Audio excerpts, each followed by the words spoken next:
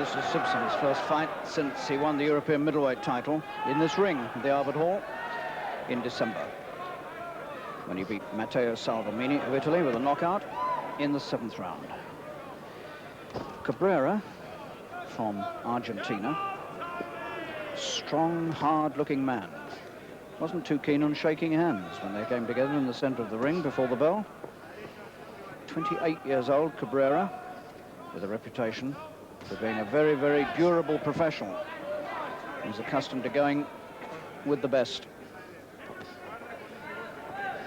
Well, this on paper certainly is a tough test for Sibson.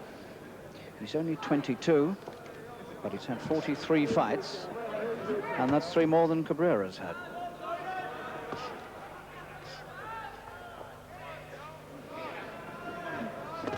Oh, right hand. Oh. With just over 30 seconds of the first round remaining. A sneak right hand, a real sucker punch, really.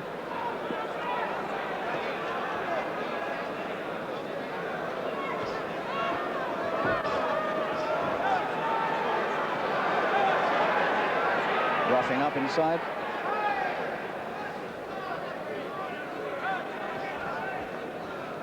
Well, Cabrera is a man who's been a few rounds with Marvin Hagler.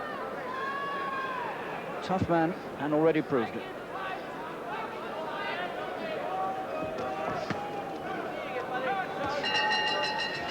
Well, that was a little shock for Sibson there. Just about 35 seconds from the end of the first round, and it looks as though he's saying, no, I wasn't really hurt. But it was a nasty sneak punch, which is worth having a look at again. And this was how it happened. He was standing well off, actually. Arms down, you see, and completely taken by surprise. And surprise was the element of it, really. I don't think he was badly hurt, but absolutely caught cold in the opening round. Second down, round 2. Well, Sibson knows now he mustn't stand around and wait to be caught.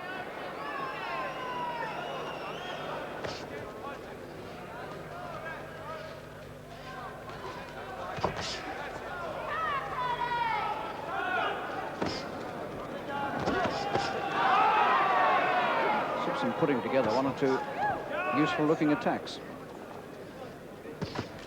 Certainly not overawed.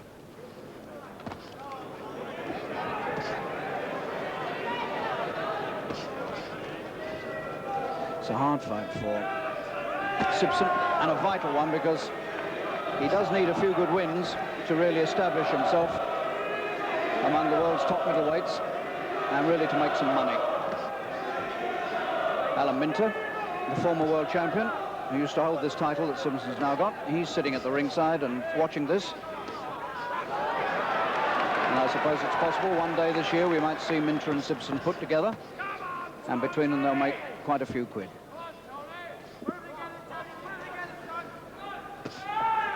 But that depends on Sibson staying at the top.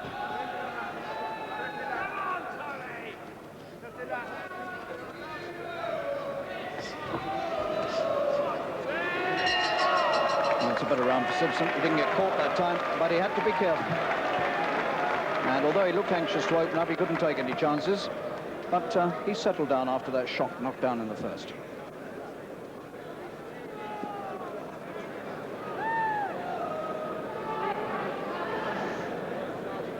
Seconds out, round 3.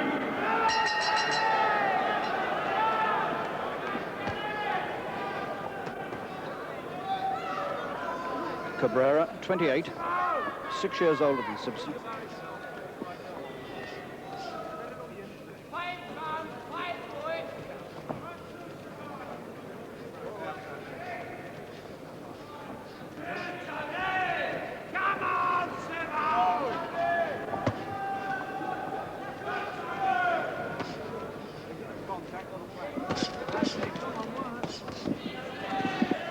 A call from Sam Bones, the manager of Sibson. Come on, work.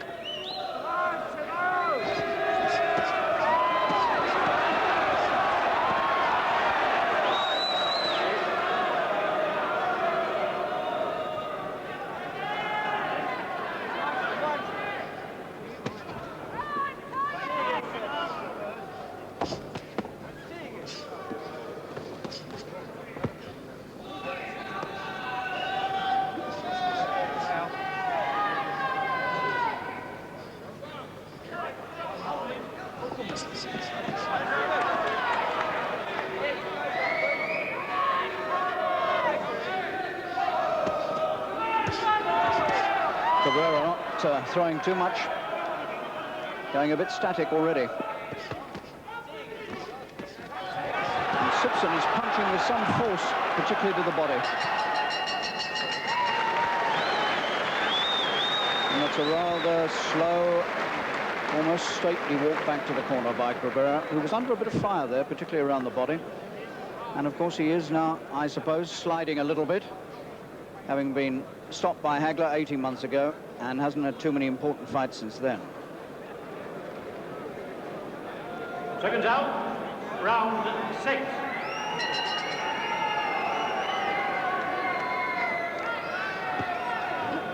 Well, now I think the interesting thing is going to be to see whether Sibson can really put together some attacks that will take this man out before the end of the scheduled 10 rounds. And it must surely be in the back of Sibson's mind that Hagler stopped him in 8, and he would, I suspect, like to do something as good, if not better.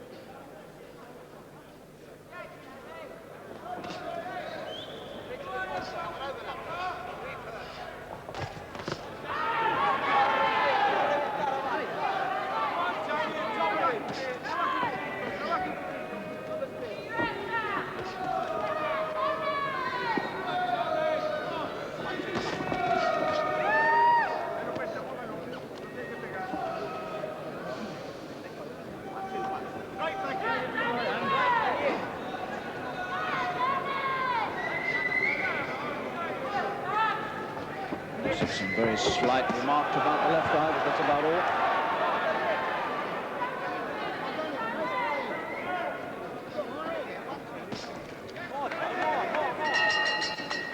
So it's evolved at the moment into a contest where Sibson is staging short, sharp bursts of attack and picking up a few points, with Cabrera nullifying most of what he's trying to do, staying there with him, but dropping further and further behind on points. Seconds out, round 8. 3 to go.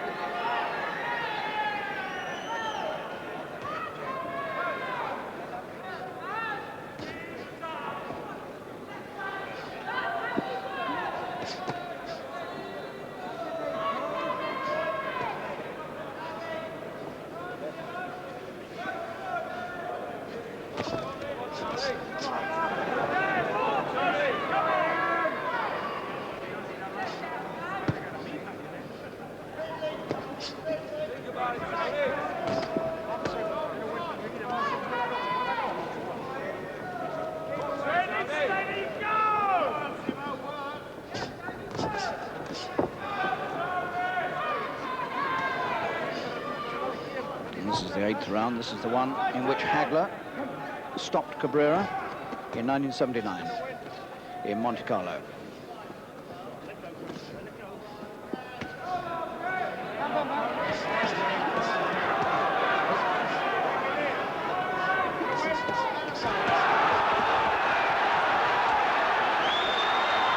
And Cabrera was wise to get off those ropes when he did.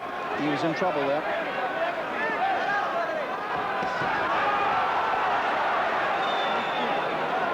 Good attacks by Sibson.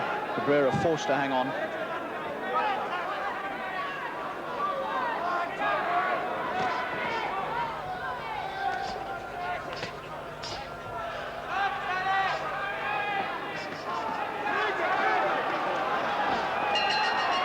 Oh! Well, I think there was more of a playful tap than anything else from Cabrera as the bell went to end the 8th. With Sibson still easily on top. 2 to go. Seconds out, round 9. So the Cabrera corner, a bit slow to get their man out. And Cabrera now, I would think, has got to stop Sibson to win. I don't think there's no conceivable way that Cabrera can win on points. He's too far behind. He's probably only won 1 round, and that would be the first.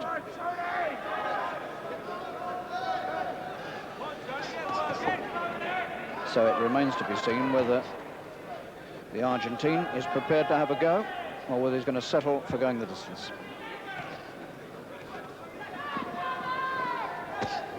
Good punch from Sibson. Cabrera shakes his head. He was hurt by that first left hand. And he wants to stay in there and hang on. He's hurt. Round 9, and it might be the end.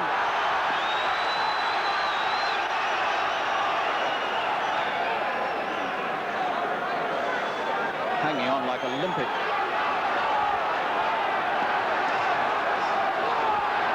And Sibson sees his chance here to stop his man, and he might well do it. Cabrera still looks dazed.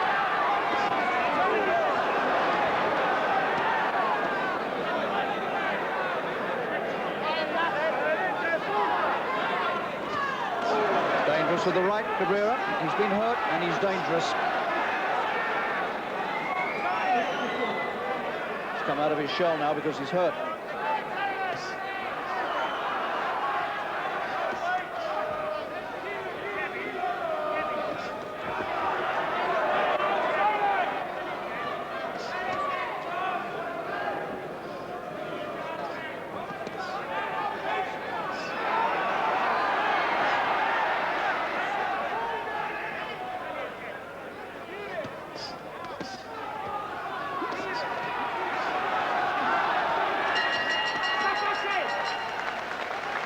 One round to go, and that, I suppose, was Sibson's best round.